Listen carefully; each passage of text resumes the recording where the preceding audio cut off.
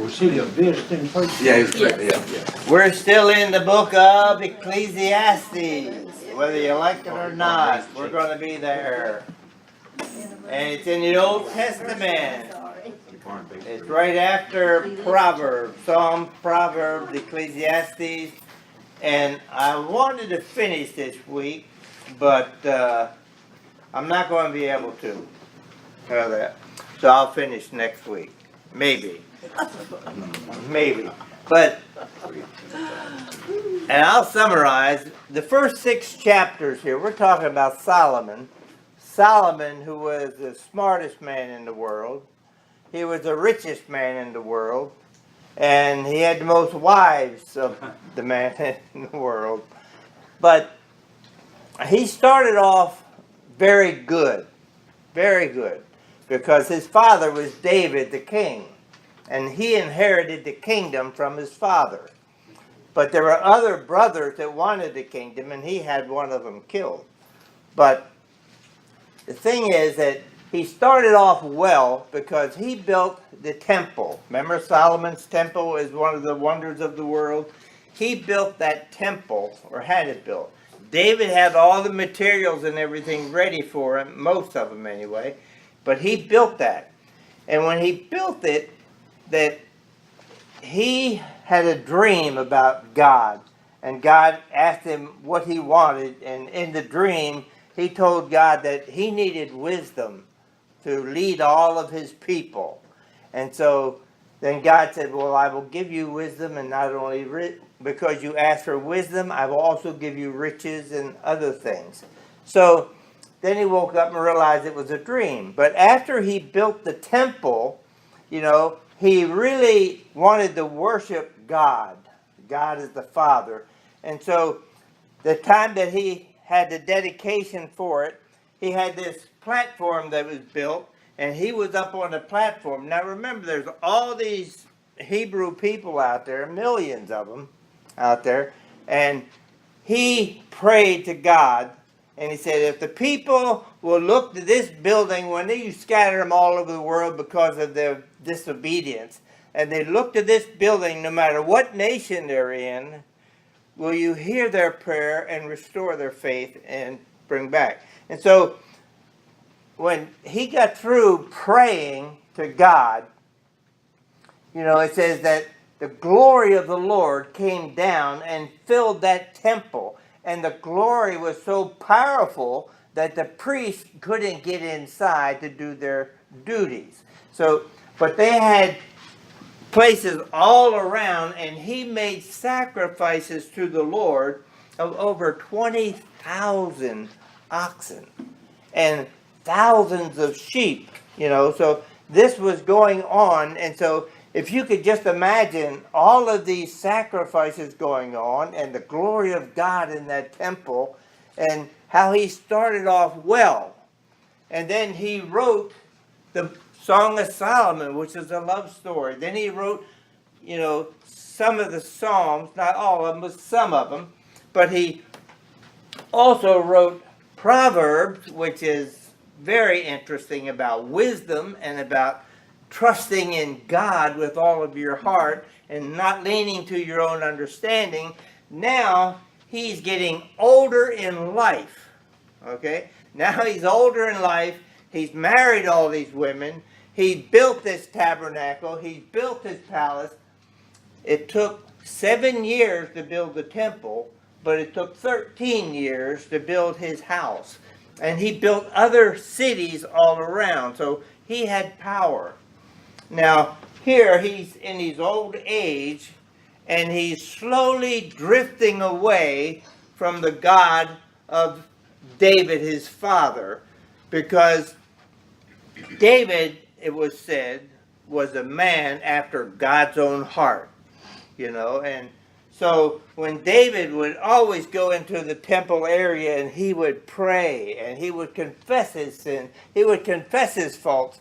But here now, when Solomon's writing the book of Ecclesiastes, he refers to God, but it's not in a very personal way. It's just the all-powerful one up there that he does whatever he wants to do and you have no say in it. That's how he said. So in the first 6 chapters of Ecclesiastes, that he said he's trying to find meaning in life. And here he is, the wisest man in the world at that time, that he's trying to find meaning in life. So he says he looked for it in all of the different places that he could find.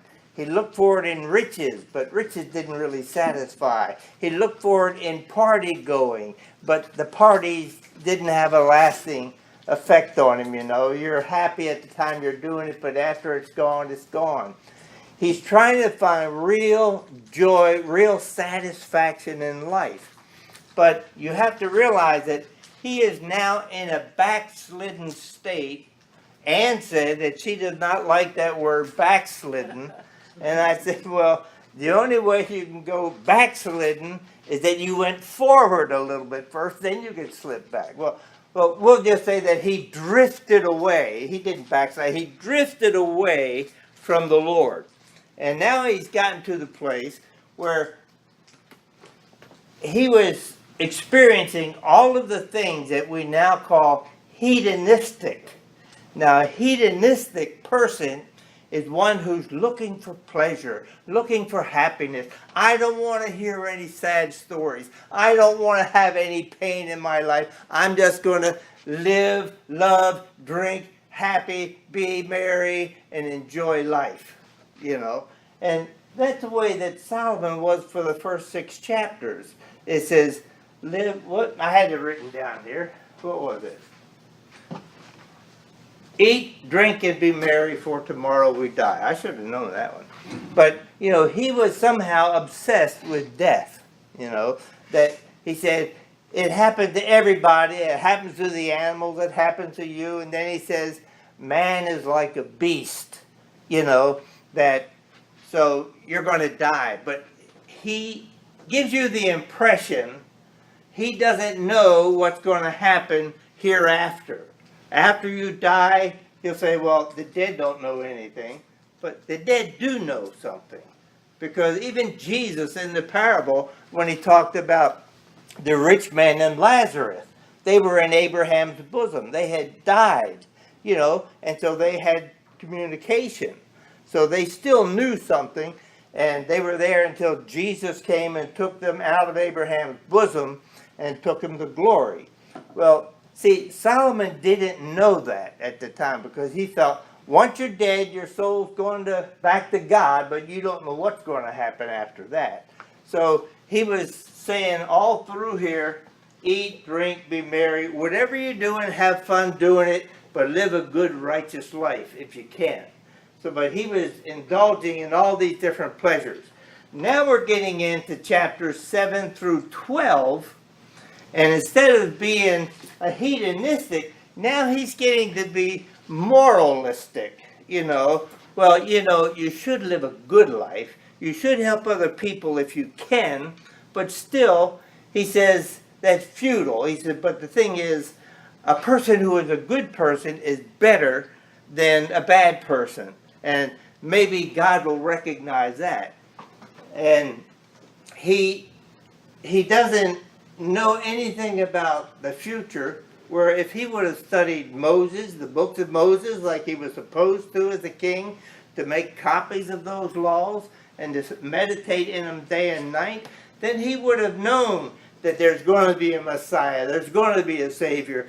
And so he would go through these rituals where he would make these sacrifices every year, like they're supposed to, but they didn't mean that much to him, you know. Just like people can come to church all the time, and they can go to church and listen to the sermon, go home, and then they forget about it until next week. And the thing is, God says that he wants a relationship with each of us, a personal relationship where he can guide us. Now, you're going to see a little bit of pessimism here as we go through here. So, remember now, some of the cults will use the book of Ecclesiastes and the book of Job to base some of their fundamental doctrines on.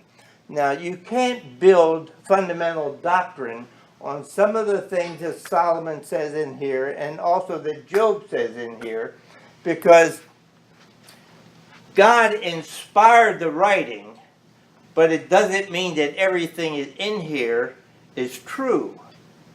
You see what I'm saying? It says, he let him say it, but then he's going to be able to disprove it someplace else that this is not what it was meant. So it's just like Solomon's venting here, telling you what his philosophy is. But at the end of the book, you're going to see that he finally comes to conclusion that what you really want to do is to fear God and serve him faithfully all your life. And that's his final conclusion. But now, let's look here and see what he says. Now, he's a moralistic, and through here, have good morals. And I'm going to read all the way down to verse 5. Then I'll go back and explain some things. A good name is better. There's good and better. A good name is better than precious ointment in the day of death than the day of one's birth. It is better to go to the house of mourning than to the house of feasting, for that is the end of all men, and the living will lay it to his heart. Sorrow is better than laughter, for by the sadness of the countenance the heart is made better. The heart of the wise is in the house of mourning, but the heart of the fools is in the house of mirth. It is better to hear the rebuke of a wise man than to hear the song of fools. Now, up here he says, a good name is better than precious ointment. Now, you have to realize in those days... Sorry for the interruption, but somebody is parked with a red Chevrolet in a vendor spot. Is that anybody's vehicle in here? Okay, that you? Yep. Needs Yeah. to move, sir. Okay, thank you. If you help me move to the right spot, I'd appreciate it. It's hard to find a good parking spot right here. Well, in those days, an ointment was like a perfume, an oil, a perfume, and it was put on people. You know, that was a hot and dusty climate over there, and they didn't have showers like we have here now, and so a lot of times they would have perfume to cover the smells. But it could be a very precious ointment, and the perfume is good when you're around other people, you know, because they can get the fragrance of the perfume rather than you, you know. And so he's saying here, a good name, meaning that my righteousness would give me a good name, but we want not only a good name, we want a good name before the Lord. And as long as our name, we do things that are right to glorify him, he says that's better than a beautiful ointment that's going to make other people make you smell good. You know, he says, so the thing is, a name like this is better in the sight of God than just going around pleasing men. And that's what he's saying here. Then he says, and the day of death is better than the day of one's birth. You know, he's going, when you see this, he says, you know, it's better when you die because, man, you're free of all of that hassle, all of that traffic, all of that waiting in these lines. He says, and all that sorrow of paying the bills and getting them there on time and get rid of all these penalties. You know, that's what he said earlier in some of the chapters. He said, with much wisdom comes much grief, because the more wisdom you have, the more you're held responsible for the knowledge you have and how you use that knowledge. And so he's saying here, it's better, you know, it's fatalism. You know, like, whew, hurry up and die. I want to get out of this. And so then he goes here, it is better to go to the house of mourning than to the house of feasting. And the reason he's saying this, he says that when you go to a funeral, you're made aware of the fact, sooner or later, everybody's going to be laying in one of those boxes. We're all going to die sometime. And he says, it makes people think, that is going to be my final end. And what legacy do I want to leave here? He says, so in a sense, he says it's better when you die, and it's better that way, but it's not. He says, because Jesus said, rather than laying up treasures on earth, lay up for yourselves treasures in heaven, where moth and rust and thieves don't break forth and steal. So he's saying, there is a life hereafter. But Solomon had drifted so far from God that he was futile in his thinking that I'll just do the best I can, and when I can, I'll just leave it up to God to make the choice, And it says that is a big mistake. Then he says here that in verse 3, sorrow is better than laughter, for the sadness of the countenance, the heart is made better. Okay, so he's saying the heart is made better when you're sad. There's going to come a time when you will realize what is going on, and you will make adjustments to your life if you have to, if you've wronged other people. Then he says, the heart of the wise is in the house of the mourning. So he says, a lot of people would rather go to funerals than to a feast. Because he says, a lot of fools go to the feast or the parties all the time. And he says, they're like, live, laugh, and be happy, And so he says, the fool doesn't even consider that he's going to die. And so when he dies, he's gone. Then look over here in verse 5. It is better to hear the rebuke of the wise than for a man to hear the song of the fools. He said, if a wise person talks to you and he wants to correct you, as long as he's not rebuking you out of self-righteousness, but he wants you to know that there are some things in your life that should be changed. Even when a preacher gets up there and preaches, for all have sinned and come short of the glory of God, he's not doing it to cause, look who I am and you're not there. He's trying to say, you can have the joy of knowing you have a hereafter in the very presence of God. And so he goes on to say that it's better to take a rebuke from a wise person than the fool will come up and say, oh man, you're such a good guy. You're a party guy just like me. We can go out and we can have all kinds of fun and we can have us a good time. He says, good time Charlie is going to have to give an account someday to the Lord.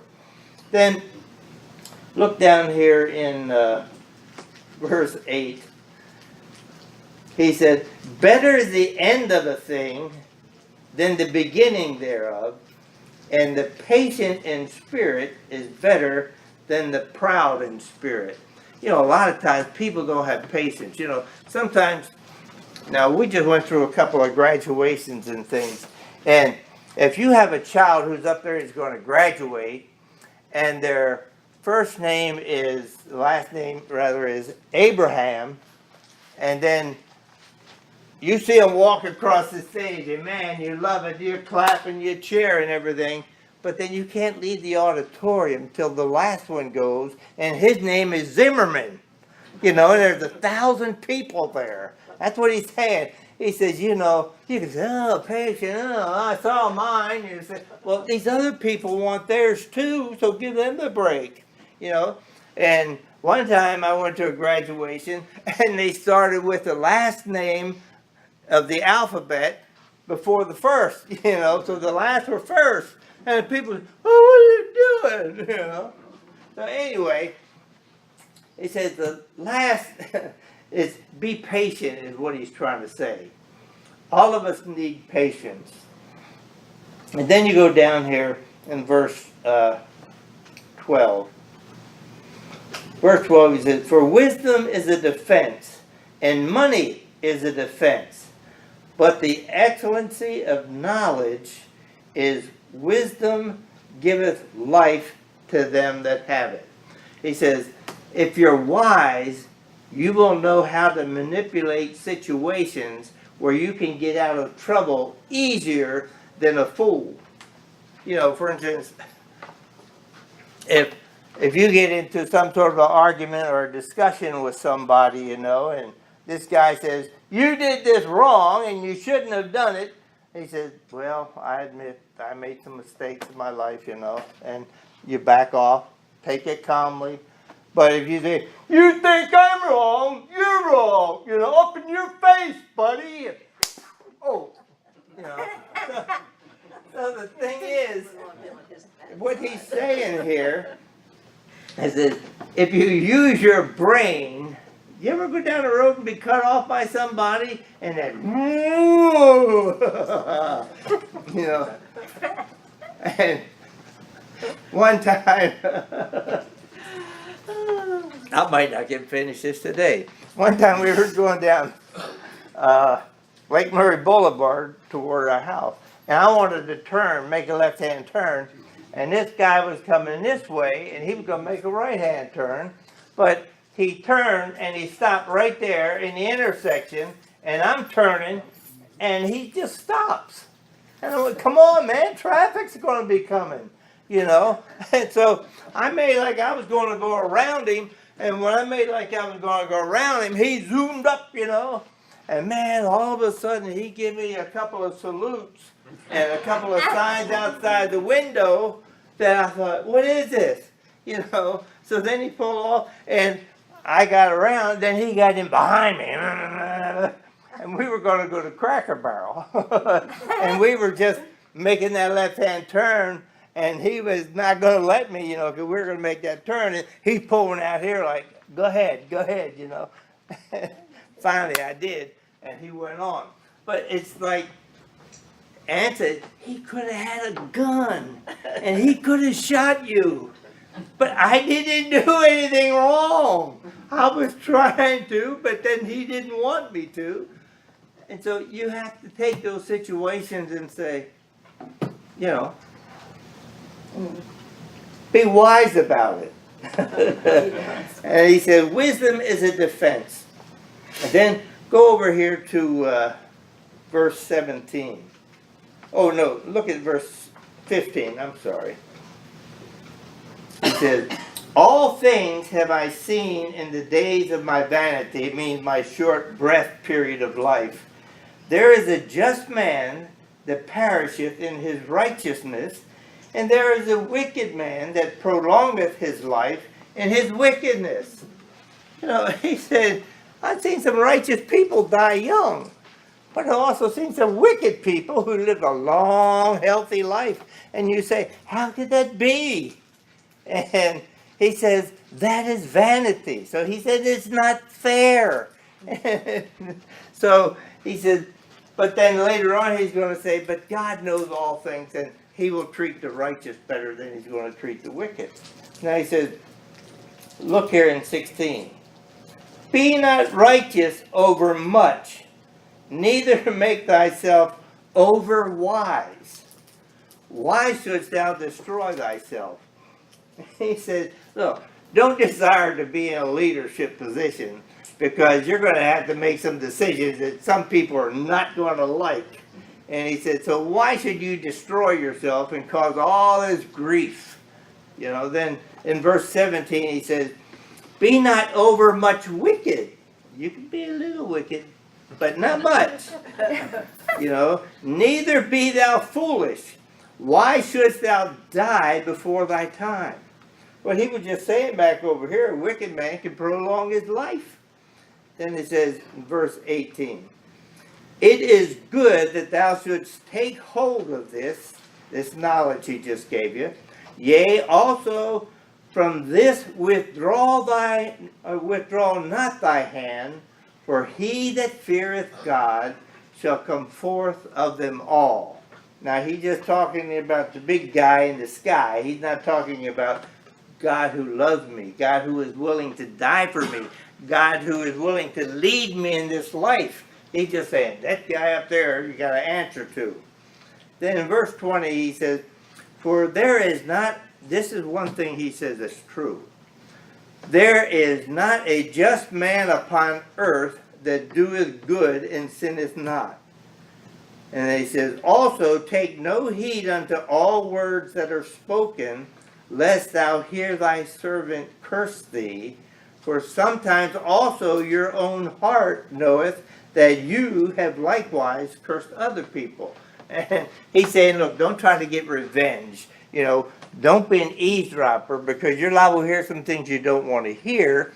And then you're liable to get angry at that person, and that person will tell somebody else that knows somebody higher than you, and they're going to say, you know, it goes around in a circle. So that's what he's saying here is, just go along with the flow, you know, be nice to everybody.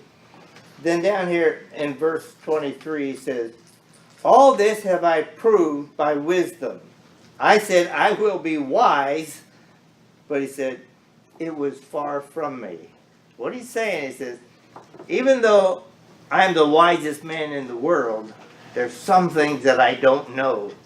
And he says, and I know that I don't know. And it's good that you know that you don't know something. Then, this is what he really gets around to. He says, that which is far off and exceedingly deep, who can find it out?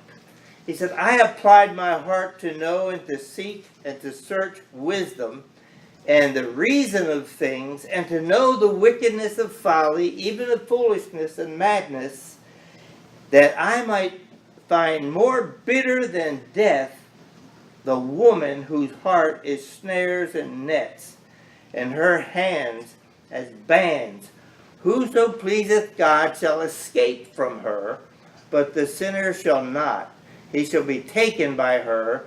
Behold, this have I found, saith the preacher, counting one by one to find out the account, which thy soul seeketh, but I find not. One man among 1,000 have I found, but a woman among all those have I not found.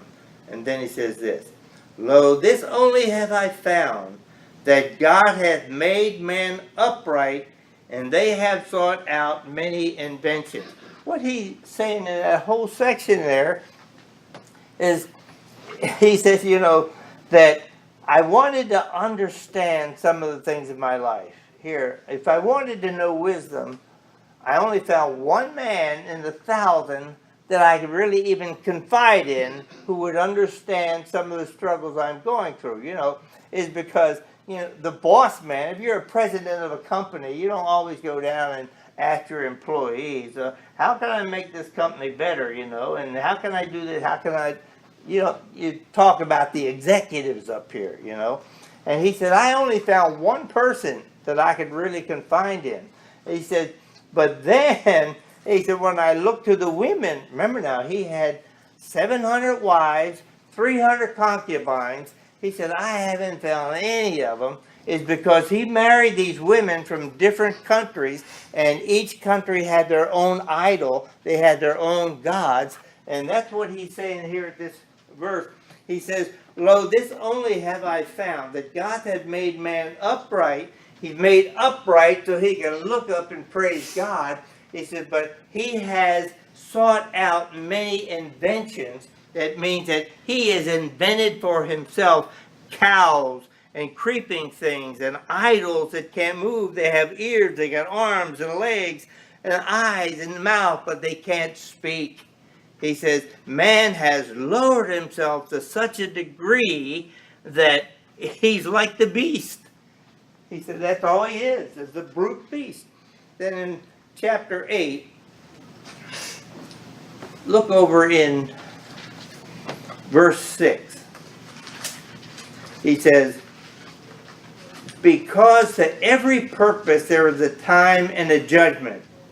Therefore, the misery of man is great upon him. He said, you know, he said that God puts you in different places that he wants you to be. And he gives you certain kinds of responsibilities, whether you're a rich man and a powerful man up here as a king, or whether you're a pauper down here digging in the ditch all the time. You've got responsibilities just like he's got responsibilities, and how you handle those responsibilities is how you're going to be judged. But he says this in verse 7 and 8. For he knoweth not that which shall be. For who can tell him when it shall be? He said, you don't know what's going to happen when you walk out that door. You could go out there and somebody could be running down there and knock you over. You could get out there in your car. He said, you don't know what's going to happen, so you've got to be in the now all of the time.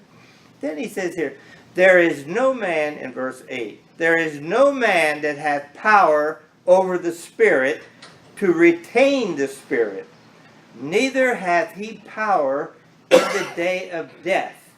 And there is no discharge in that war. It means that you're not going to be discharged from death. He said everybody's going to die.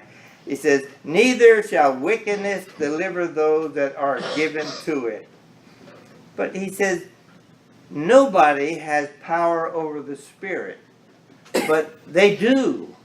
Not that you can't prolong your life, but Jesus was the only one who had power over his spirit.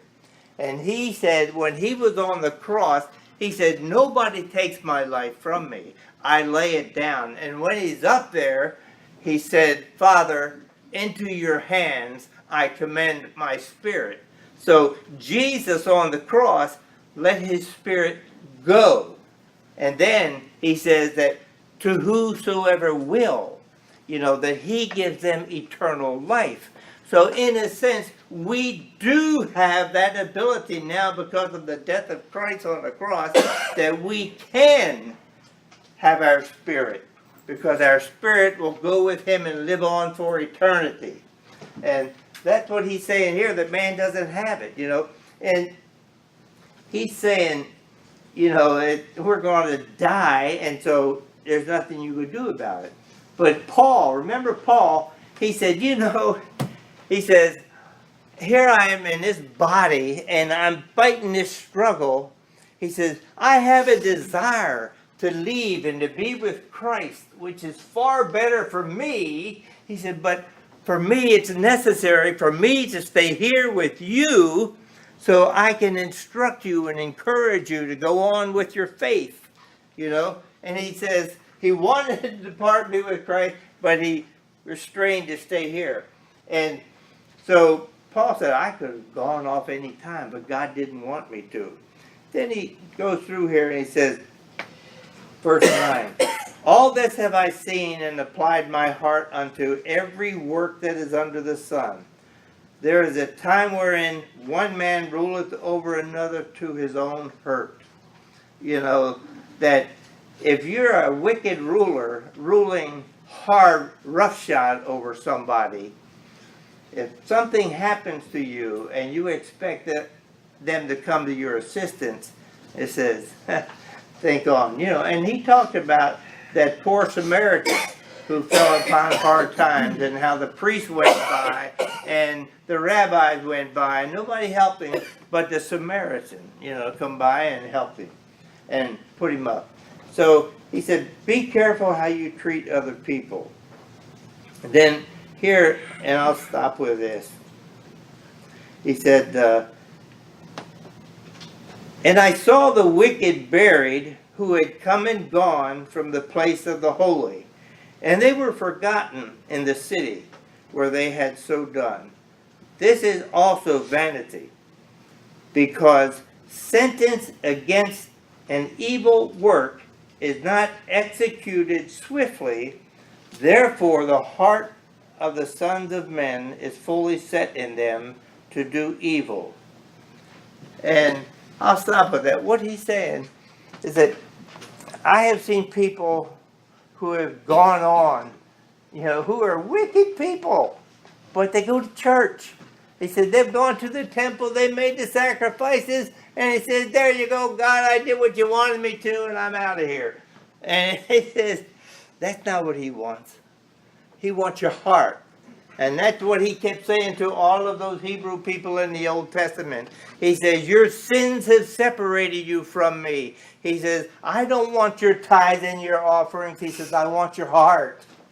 And he says, your gifts and your sacrifices are an abomination. Away with them. He says, you're going to make them. I'm not even going to pay attention to them anymore. Kill all the cows and the sheep you want, until your heart is transformed.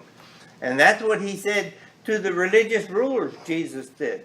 He says, you're of your father, the devil. And that's like, what do you mean? They're the religious leaders. He says, and your whited walls, sepulchres. You want people to think that you love God and you're serving your own purposes. And he says, here in verse 12, though a sinner do evil 100 times, and his days be prolonged, yet surely I know that it will be well with them that fear God and fear before him. It's not like, oh God, oh God. It's not that kind of fear. It's a reverential respect that man up there loves me.